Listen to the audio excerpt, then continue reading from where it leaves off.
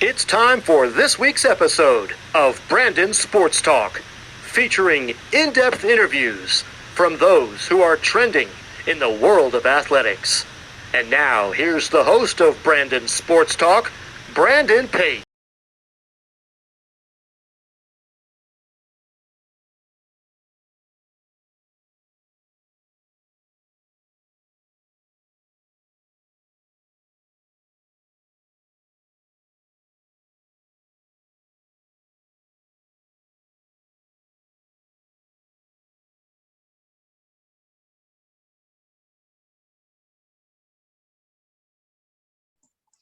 Welcome back to Brandon Sports Talk. In today's episode, I have the privilege to interview Rebecca Morse with the NWHL hockey with the Metropolitan Riveters. How are you doing today? Doing great, Brandon. Thanks for having me. I'm looking forward to chatting today. I'm doing good. Can you talk about how you knew that you wanted to start playing professional hockey? Yeah, so it was a dream of mine as a kid.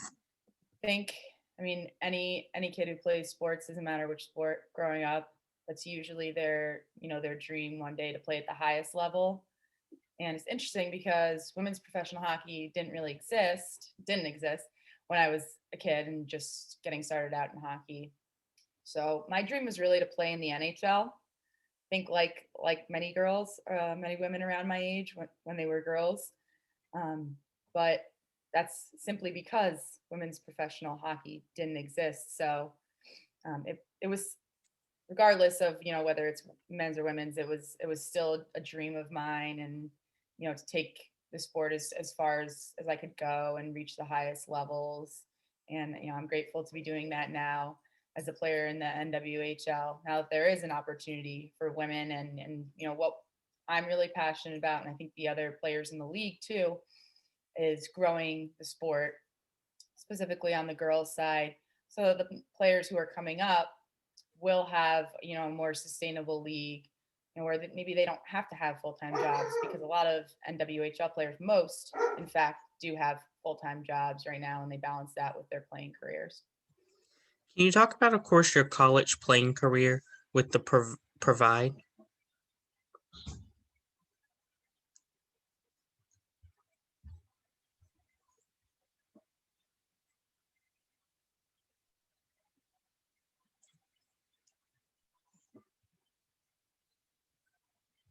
And going through the process, deciding where you want to go to school, and it was for me, but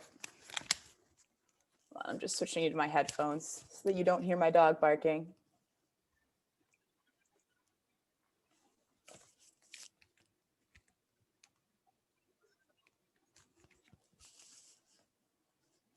Okay.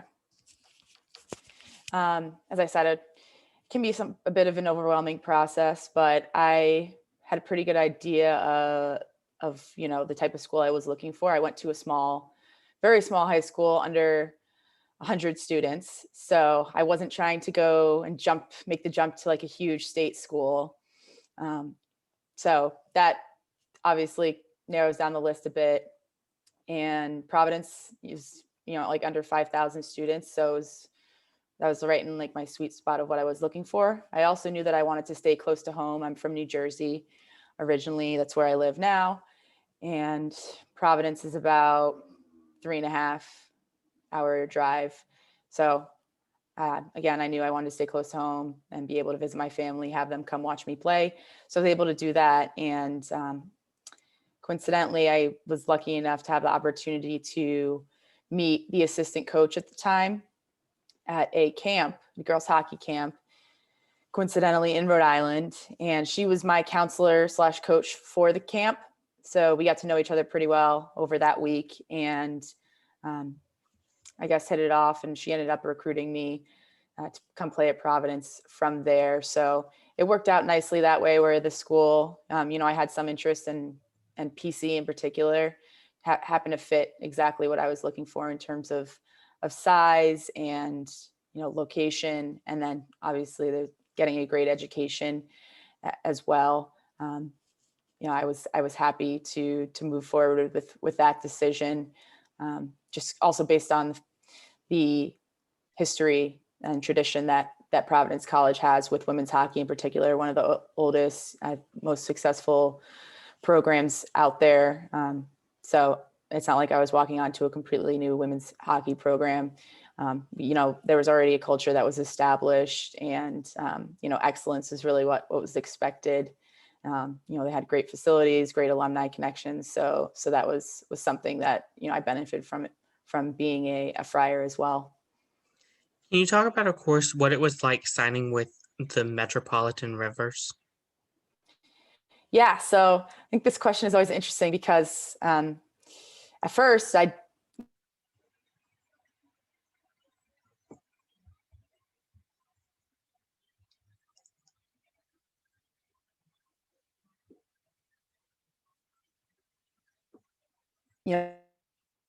I didn't have this player played in a game if if you were deserving of playing in a game, or if injuries happened, whatever. And that's sort of how it panned out for me during that season, where I was able to play in a few games that first season in the NWHL.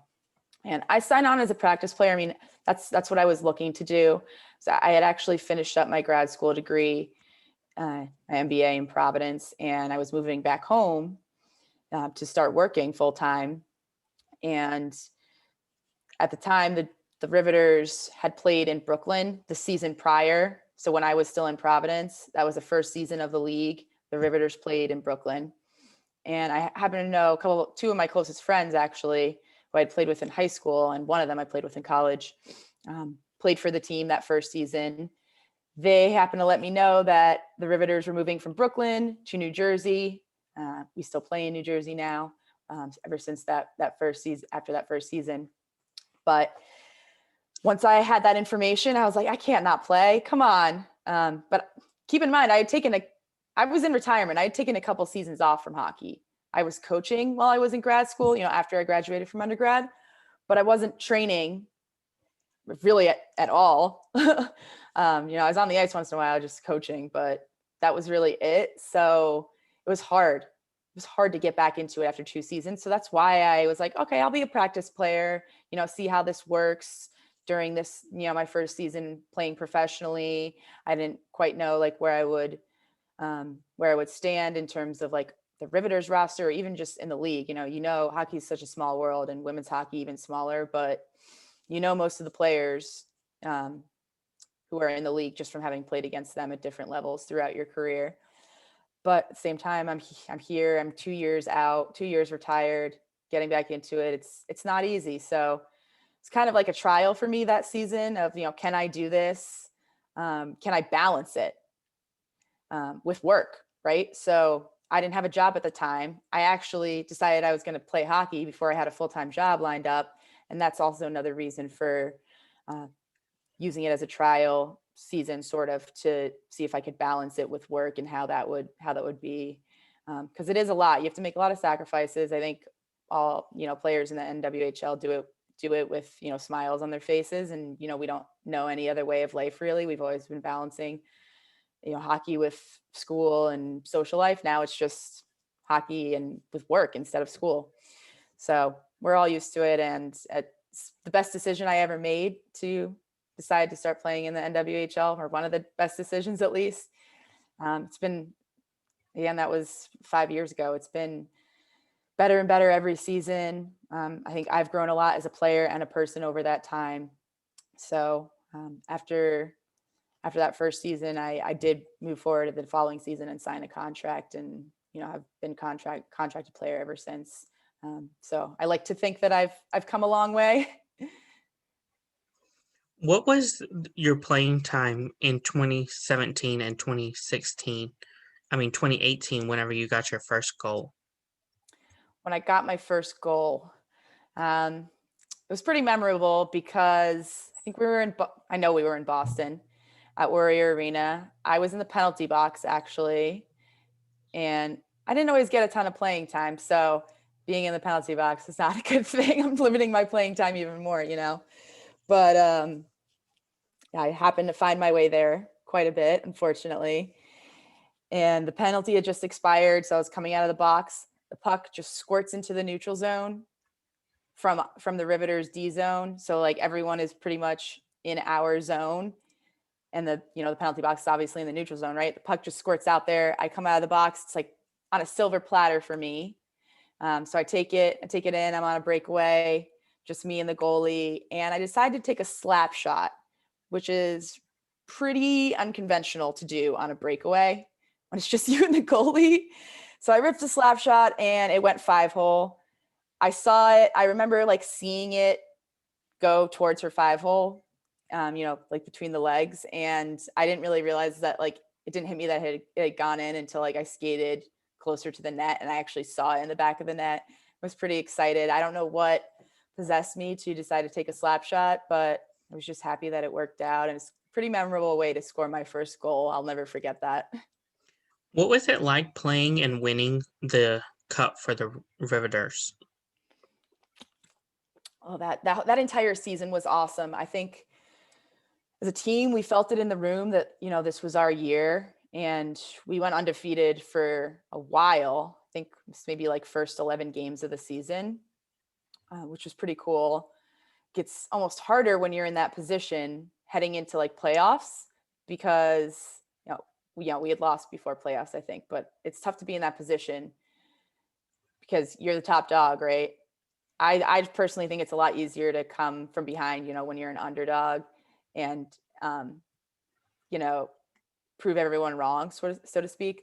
But, we were the team to beat the entire season. So that's a unique position to be in. Everyone wanted to upset us and, be the one to do it. So it was hard. And I was actually grateful that we faced a little bit of adversity, just heading into the latter stretch of the season. And, but we still always stuck to, our identity and the brand of hockey that we play, which is always a speed game and, being relentless on the forecheck, and physical, working hard, outworking our opponents, and just like the sacrifices that we make to, get to practice, to train, what we're doing when we're not at the rink. You step in. I remember the first time I put on a Riveters jersey, the first practice I was at, like you could feel that level of like professionalism and, everyone's here and this is serious. So we had really good leadership too. That was definitely helpful from our captains, and our coaching staff as well. So, going into playoffs, I think everyone felt it. Everyone thought, this is, we have this, but we have to work for it. Where we didn't have a perfect season and any team could beat any other team on any given day. We know that. So it's just a matter of, staying mentally tough and, remembering, having the confidence to, and like remembering that we are the best team here and we should win this, but it's not going to happen unless we go out and execute and stick to our game plan. So it's pretty exciting that we were able to do that and lift the cup at home as well. And being from New Jersey, we played that game in New Jersey at our home rink. So I had, people in attendance, family, friends, and got to really share that experience with them. So that was pretty special. That's such an amazing honor. Can you talk about, of course, the first time you played in the All-American game? Oh, the AllStar Game? Yes, the All-Star Game. The All-Star Game, yeah. That was last season, so 2019, 2020. And it was up in Boston, one of my favorite places to play. That's where I had my first goal. So yeah, that was really cool to have it be at a host site that all of us were pretty familiar with. I think that it's a little bit different when you're going to a city that, maybe is not a traditional hockey market or not where any team currently plays and calls its home. So I've spent a lot of time playing hockey in Boston just because, it's Boston. There's a lot of hockey in New England, and also playing for Providence. We played in Hockey East, and there are a ton of Boston teams in that league. So we were always traveling to Boston. So yeah, I felt some level of comfort being there, where it just kind of felt like almost a tournament, like a youth hockey tournament for adults, which is also what the bubble sort of felt like this season. but a little bit different with COVID going on. Anyway, that was really cool to be a part of the AllStar Game and to have the honor of receiving the fan vote to go there. That's how I got to go to the AllStar Game. I was nominated by fans, which obviously means a lot because it might not necessarily be just for my play on the ice, but how I interact and engage with the fans, which is pretty humbling because that's something that I try to take seriously and really care about, is interacting with the fans and being accessible to them and really just sharing my passion for the game with them.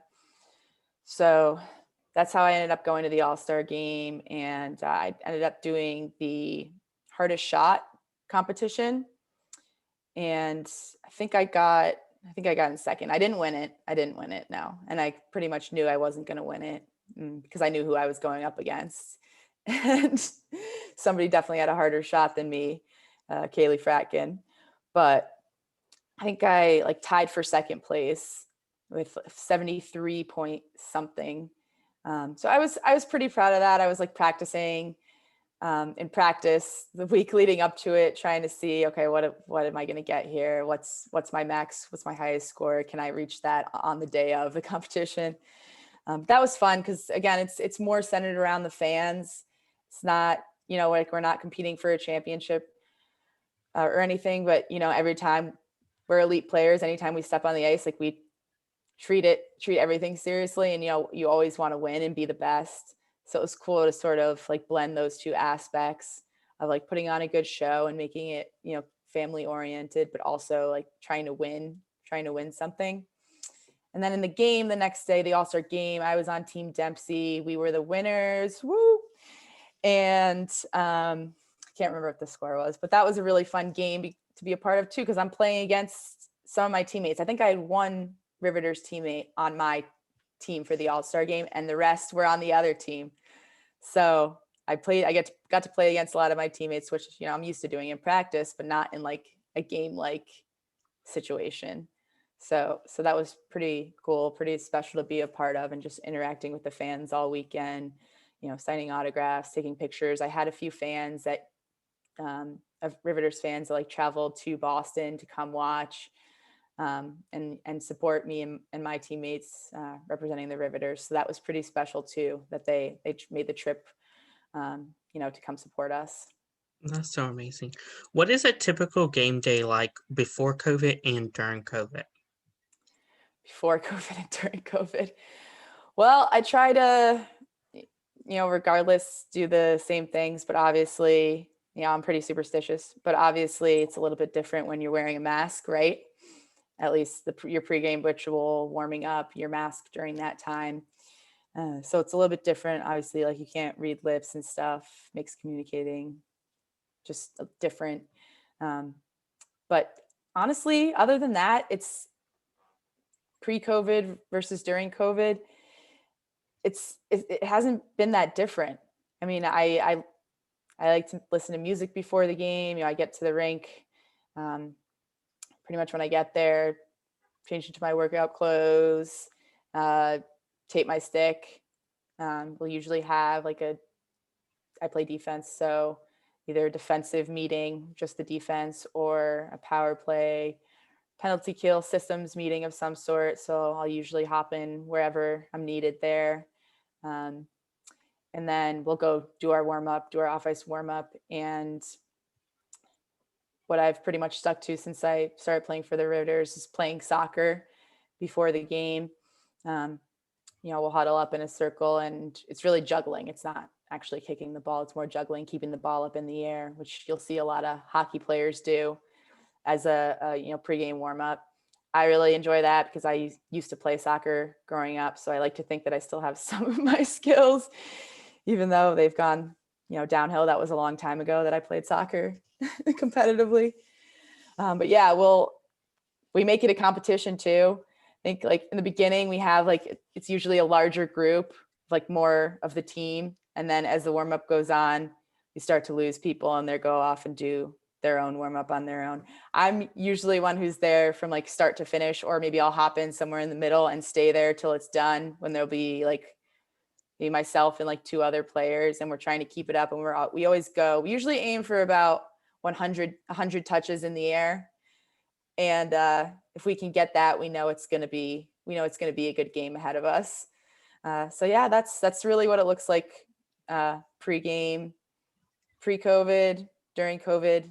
Not much change, just really our surroundings, where we were playing, and obviously being masked too, and having to social distance.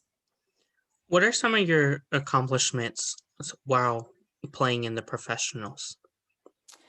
Well, I think we touched on a couple of them. Obviously, winning the Isobel Cup in 2018 is the highlight.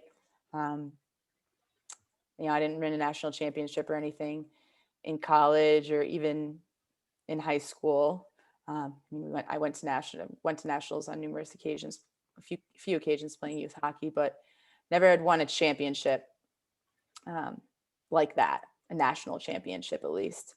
So that was pretty cool. Obviously, going to the AllStar Game, playing that entire weekend, being a part of it was special. My first goal, you always remember your first goal, no matter how pretty or ugly it is. And then on the last one I would add, maybe I'll add 2. This season was a highlight just because we got to play in Lake Placid, in the first portion of the bubble before playoffs, when it was moved to Boston. After we had the pause, but playing in Lake Placid was pretty cool because Lake Placid is my favorite place in the world. I went to high school there. I went to prep school there. I spent 4 years in Lake Placid. It feels like home, felt like home when I was there. It's such a historic place, obviously with the 1980 Miracle on Ice, and various Olympic events that have been held there. Whether you look at the ski jumps or the speed skating oval, it's just a winter wonderland. So to be there and be playing hockey there again, where I played hockey in high school on that same exact ice, where the USA won gold, it'll never get old for me. And it was kind of like things came full circle, and I was like going back to my roots in a sense. So that, and then last season, scoring game-winning goal in overtime. So to start the season, we had this is 2019, 2020. We had 2 away games in Minnesota. First game was our first game of the season. I think Minnesota, they were the champs the year before. I think it was their first year in the league, and they won the Isobel Cup. So we were playing the defending champs. They had their banner ceremony, blah, blah, blah. And we ended up losing that first game 9-2, I think. Might be a little off on the score, but we got crushed. It was not good. And came back the next day, and we ended up winning. So the game was tied after regulation, went into overtime, and I scored the overtime goal, the game-winning goal. And I try to like honestly stay away from like personal achievements when I talk about the league, because honestly, they're not as important. They really aren't as important, and to me at least. And for me, it's all about like the experience, because it's hard to pick out like any one play or goal or game, because that might be insignificant, right? Like maybe you always remember your first goal, but like if you score a bunch of goals, which I don't all the time, but I play defense, but what makes any one particular goal or assist or whatever, play or block shot any more important than another? And I think this one was important because of the resilience that our team displayed. Everyone always wants to be the hero, right, and score the big goal to win the game, but I was just more proud of my team and how we bounced back from the game the night before, because it's embarrassing when you lose by that much. And especially when it's your first game, you're like, well, what's the rest of the season going to look like if like this is the start that we're having? It could really easily take the wind out of your sails, when you're excited for another season to start. but we clearly didn't let that happen. We came back and we beat them the next day. And it was just a huge like team character win, right? To be able to do that after getting crushed the day before. And it's like indescribable, that feeling of relief, you know, when you just put the game away, you can go home, and it's a much happier trip. It's a much happier flight home, you know, when you end the second game, you end the weekend that way, and, you know, not as opposed to with a big loss like we had the day before. So that goal is pretty special. I think I got like more excited than I ever have for a goal, like jumped on the glass because I was that excited. I'm usually not like that type of player who does like huge sellies or anything.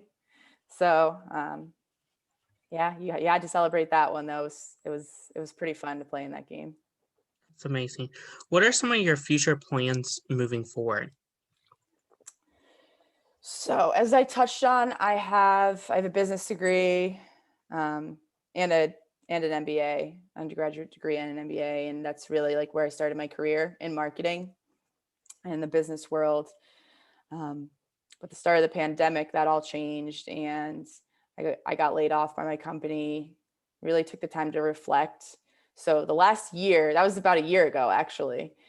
The last year has really been as hard as it's been, you know, just on the world in general. A blessing in disguise for me, because it allowed me to sort of pivot and figure out what I really wanted to do. Because I don't think I'm somebody who really should have been like sitting at a desk and, you know, having a regular 9-to-5 job. And I reflected a lot after I got laid off and realized that I wanted to get into coaching full time. So that's what I did. And that's my present. That's my future. I just started a new job actually as a hockey director at a girls hockey club in New Jersey, and really doing a lot. Was running a lot of like camps and clinics this spring and summer to grow girls hockey in my region. And that's what I'm most passionate about. That's like my life mission, to leave the sport better than I found it.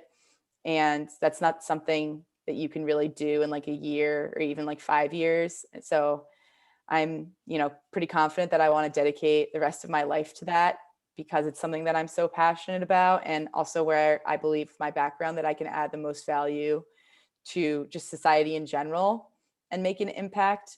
So I coach, I'm an administrator and serving as, you know, director, also running things behind the scenes. You know, I give private lessons. So my life pretty much revolves around hockey, and I honestly wouldn't have it any other way. Congratulations on that offer. Thank you. What advice would you give upcoming future college players looking to make it into the professionals? Future college players or current college players? Future and current. Future and current. Okay. Well, I would say to not focus, if you're a future college player, you're not even college right yet. So I would say try not to focus too much on like 2 steps ahead.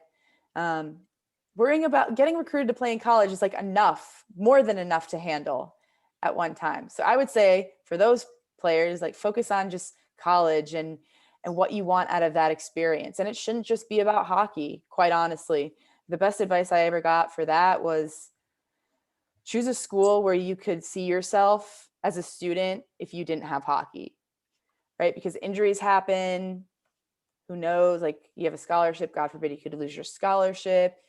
You never know. Nothing is certain. And I think we've learned that in the last year. So make sure that's a place that you want to be if you don't have hockey. And really focus on that, of like, what are you potentially interested in studying? Don't just worry about the hockey. Look at schools that offer programs for, you know, what you might be looking to do in the future, areas that you're interested in, and have that factor into the decision. But I would say current college players who are looking to play professionally, I think that, you know, there are some options. I mean, when I was in college, I thought about potentially playing in Europe and going overseas. And I think a lot of women's hockey players want to do that because it gives you the chance to travel. And that's really what I wanted out out of it, at least, just to live somewhere else and learn about different cultures. I didn't end up doing that. I stayed in school and I moved back home and started playing hockey in the NWHL. But I would say the level is comparable, right? Between college and pro, because college is essentially a feeder program for feeder level for the NWHL. Most of us played in college, so they're similar, but I would say there is an added level of like speed and physicality in the NWHL. So for that reason, obviously that you should adjust how you're training, right? And just knowing that like it is a pretty physical game and it's fast paced too. So it's all about, working, really like training in the off season and, spending time in the weight room or any type of workouts that you're doing. It's pretty important just to get yourself to that next level. And I had my situation, I didn't play for 2 years after college. So I would say if you could avoid doing that, I mean, everybody needs a break, right? It's not the end of the world if you have to hang them up for a year, but, and I was after college, feeling pretty burnt out. So if that is what you need, then by all means do it. But yeah, I think the biggest thing is like recognizing that there is hockey that exists after college. Cause I didn't really, as I was growing up, and I was thinking like multiple steps ahead and I wanted to play in the Olympics. Right. But that's because I really wasn't familiar with a professional women's hockey league that existed once there finally was one. I mean, there's a CWHL and it wasn't professional. Because players weren't compensated for their services, at least initially when the league existed. So my goals were a little bit different, but now, the NWHL does exist. There is an option. Just trying to think ahead of like, first of all, how you're going to continue to enhance your life in other ways beyond just hockey, because it's not just about, like I said, we're at a point where most players have full-time jobs, right? I think that the players who are happiest in the league are the ones who are able to, and most successful are the ones who are able to sort of plant roots somewhere, geographically, and, have something else that they're doing, probably a full-time job that they're passionate about and they love. And also play hockey in addition to that. If you can set that up and have a scenario where, you have a good job that you like, or you're in a place where maybe you could find that down the road. I would definitely suggest doing that, because I've been in a position where I'm fortunate enough to be from New Jersey. I'm not going anywhere because, my family is here and I want to be here regardless of whether I'm playing hockey here or not. But that's not the case for everyone. I'm very lucky that it happened that way.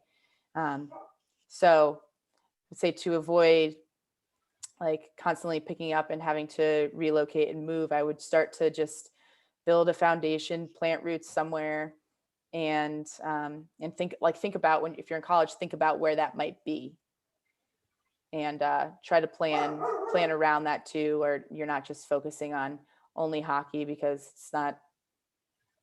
you can't be at the rink, every single day. There are other things that you have to factor into the decision of, where you want to live and where you want to play.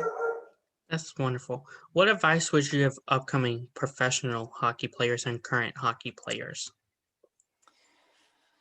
Current ones, upcoming professional and current ones. So like not in college? Yes, not in college.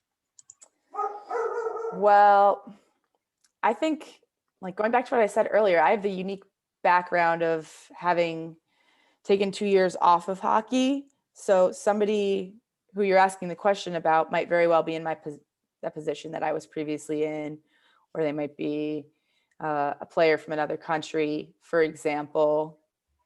I would say try to skate with NWHL players as much as you can, just to like leading up to like a tryout, or like we have free agency camps that we do in the NWHL. Like skating with, it's so hard to find, depending on where you are geographically.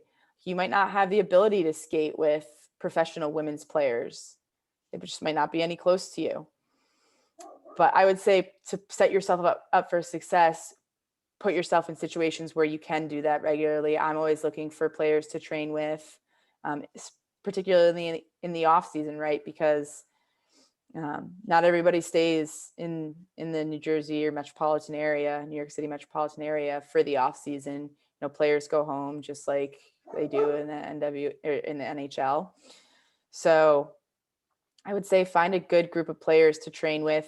It could be, men's hockey players, whether they're in juniors or, AHL, different levels, and use that to your advantage, and to keep your skills up. I'm somebody who I'm going to work a lot harder if I'm training with other people, because I'm so competitive. It's definitely like I definitely compete against myself when I'm training alone, but I just like to be training with people more so. So I would say try to put yourself in situations where you're able to do that with elite, high level players, and to just bring yourself up to speed, get used to the pace and all that. That's wonderful. Thank you again for your interview, and best of luck. And where can my listeners find you at on social media? You can find me at Moose_X_ING. So it's kind of like, if you were to say it out loud, it'd be like Moose Crossing. And you can find me there. Find me at that handle on Twitter or Instagram. Thank you again, Rebecca Moose, for your interview, and best of luck in your future. Thanks, Brandon. Same to you. You can find Brandon Sports Talk on Facebook at Brandon Sports Talk, Instagram at Brandon Sports Talk, Twitter at Talk_Brandon, and you can find me on YouTube at Brandon Sports Talk. Don't forget to like, comment, and subscribe. Thank you again, Rebecca, for your interview, and best of luck. Thanks. You've been watching Brandon Sports Talk. Please feel free to like, share, and subscribe to Brandon Sports Talk on social media and on YouTube.